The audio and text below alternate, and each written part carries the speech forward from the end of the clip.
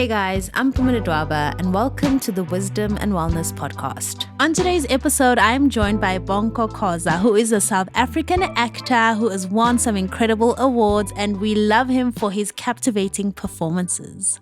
Okay, I've got icebreakers. All right. Which best describes you? Weight training, running, or boxing? Yikes. I got to choose one? Yeah, that describes your personality. Weights training. Why? You know what's a progressive overload? Yeah. Yeah. Like that whole process. Okay. Is pretty much what I take on. Like if I've managed to do something to a certain level, my next attempt will be to go a little further. Okay. Yeah. And that's your personality. That's basically. That's a good personality. Thank you. Yes. And I'm also a results-based kind of guy. Same. So like after every workout, I'm the guy like in the mirror. Yeah. Take a picture. I want to see. I want to see. Do you have fun? Are you good at having fun? Yeah. Really? I think so. Results-driven people aren't good at having fun. Yeah, I mean, I'm not severely a result-driven person. Okay. But like, I do have fun. Okay. I think I try and make fun of that process. Okay. Not make fun of it, but like have fun in the process. Okay. Yeah. One word that you overuse. One word that I overuse. Or expression. I think it's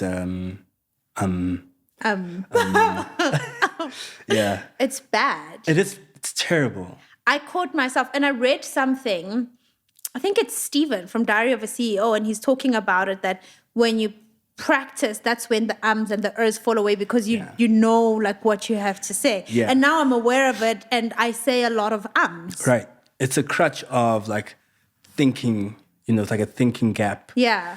And I try I've recently learned to not recently, I mean, as far back as maybe 3-4 years ago, to pause, actually literally pause, enjoy the space, enjoy the gap. But then it feels kind of long-winded, awkward. Because silence is awkward. Silence is awkward. Well, silence is awkward if you haven't learned to be comfortable with it. To appreciate it, right? Yeah. And I've noticed with my older guests, like people who are in their 40s and 50s. So when I started the podcast, whenever someone would stop to think, I'd want to help them out. Yeah, and I still kind of do it. But now I'm aware of it that, girl, silence is okay. No, it's good. It's good. It's good. And you're right. Older people kind of sink into it. Yeah. And I haven't. You just said, now I'm aware.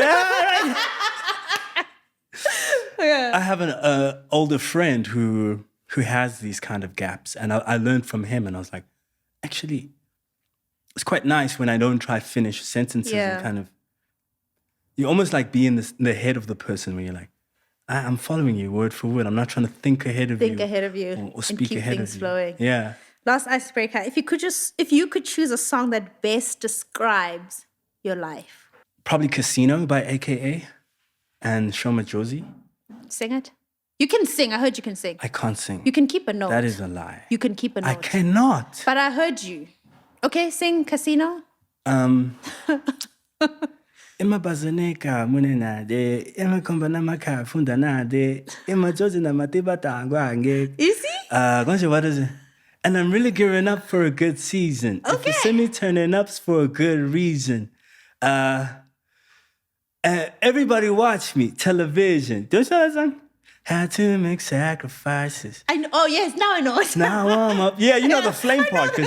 No, flame is one of my favorites. What about that song is the season of your life? It's just, I think when there was a particular time in my life where, when that song came out, I was at a particular time in my life where it made perfect sense. It almost felt like it was narrating my current experience. A good season?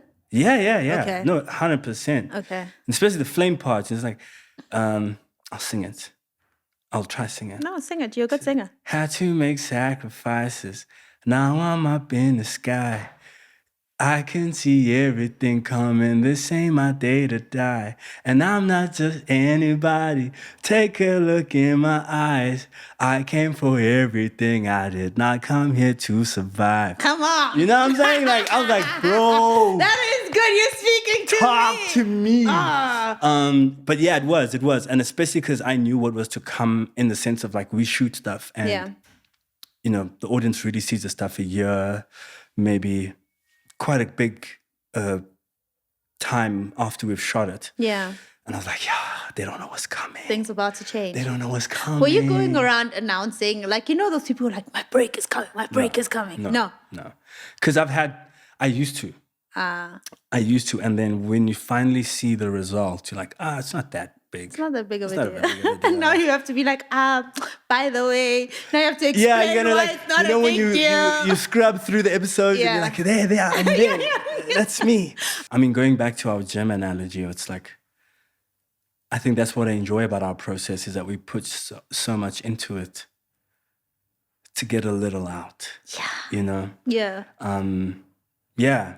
Same with gym, right? You gym, and then it's like, you're not going to be Iron Man when you leave the gym.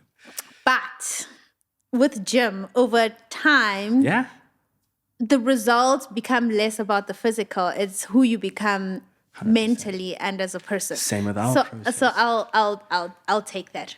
You speak about you've moved from working from a place of validation to a place of curiosity.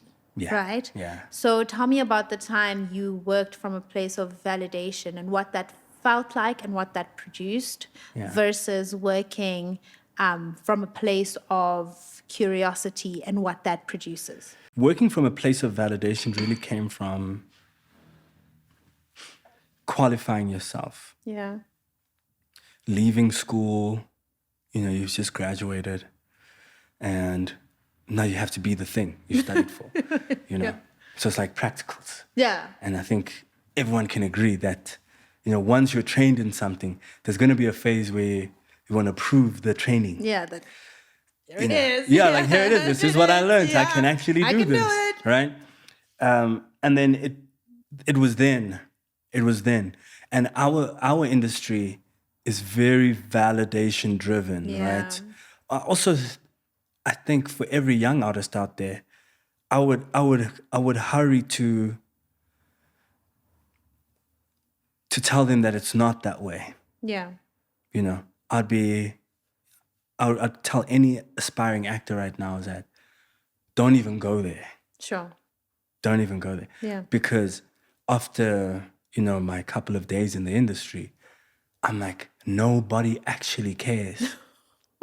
And no one wants to know. Yeah.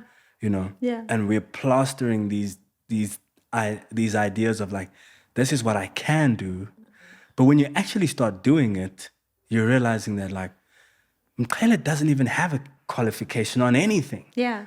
Mqhele's not the actor. So the actor cares more than the actual character. Sure. So you have to actually spend more of your time immersing yourself into Mqhele than trying to prove that I can play Mqhele. Because then I'm gonna need you to say that again. What did I say?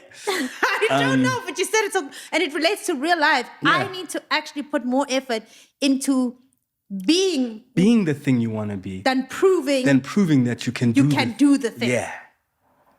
You understand? I get you, yeah. And it takes a long time, and I don't know if it's age or maturity or whatever, but like for me, I've been blessed to be humbled a lot in life. Okay. Yeah, I get that. I've been blessed to be, I think God really wanted me at a certain temperature to do what he's doing with me right now. Mm-hmm. So every time I tried, he was like always pushing, like, nah. Sit down. Nah, not yet. Ready. Yeah, not ready, though. You still got that ego, I see. Put that down. Oof. Yeah. And yeah, I'm happy because now I'm like,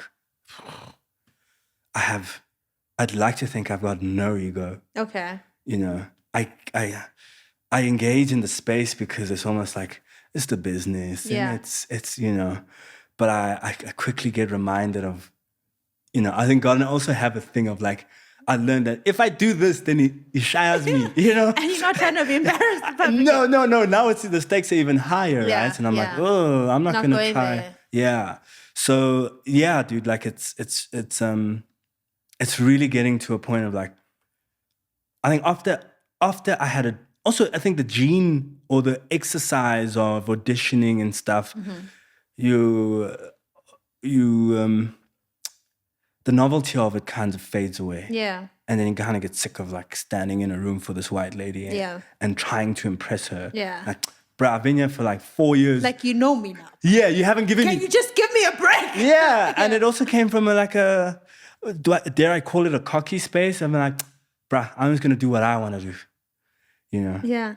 Not knowing that's actually what you want. need to What you doing. need to do. That's what I'm saying. It is actually, it's the task. Yes. It's the task. That is actually the task. That's what you got to do. But you want to dodge the task because you think showing you can be is more important than being.